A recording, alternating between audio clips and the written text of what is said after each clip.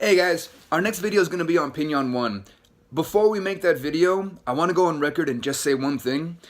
If your goal is only to learn how to fight and or defend yourself, don't waste time with forms.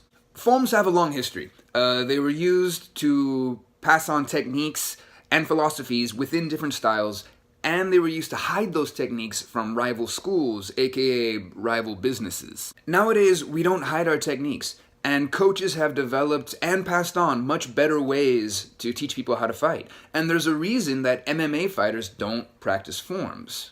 MMA. Now, on one hand, if you want to win a street fight, take a look at every rule in the MMA playbook and break every one of them.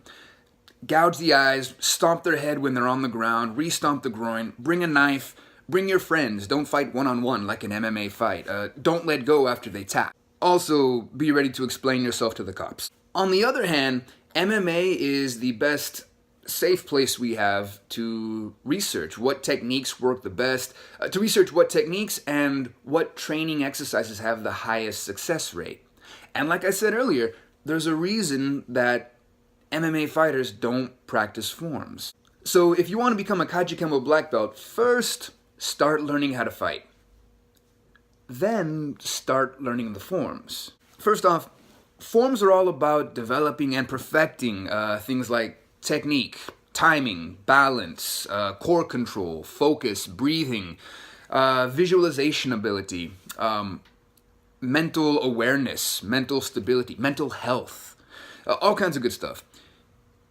If you really want to see what good forms can do you, find a teacher, a sifu, a sensei that you trust who works with kids, and watch those kids do forms. Those kids should be standing out among their peers outside of the dojo. If you're a martial artist, you should be standing out just as much without uttering a word. Second, if you don't know how to fight, forms are no more than a dance.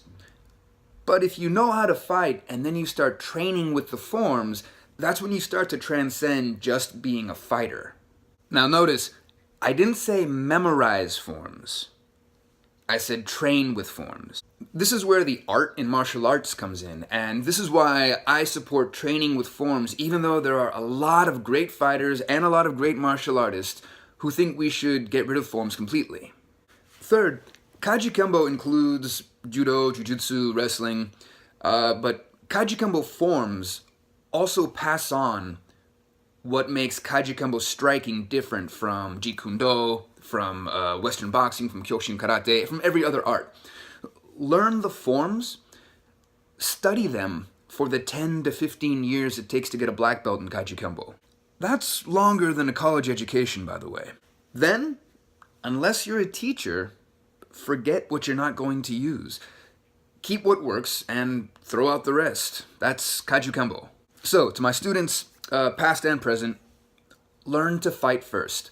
You'll be throwing basic punches, basic kicks, basic chokes, basic takedowns, nothing fancy, but you'll be effective. Then, learn the forms and learn what techniques you can take and apply to whatever it is you are training for. Those are my thoughts on forms.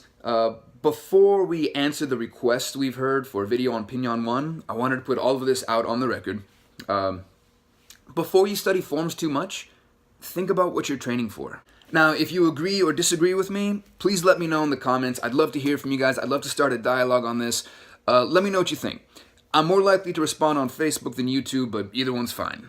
And don't forget to click like and share the video. That and commenting are the best ways to show support right now. Thanks for watching, guys. Our next video is going to be on Pinyon 1. We'll see you then.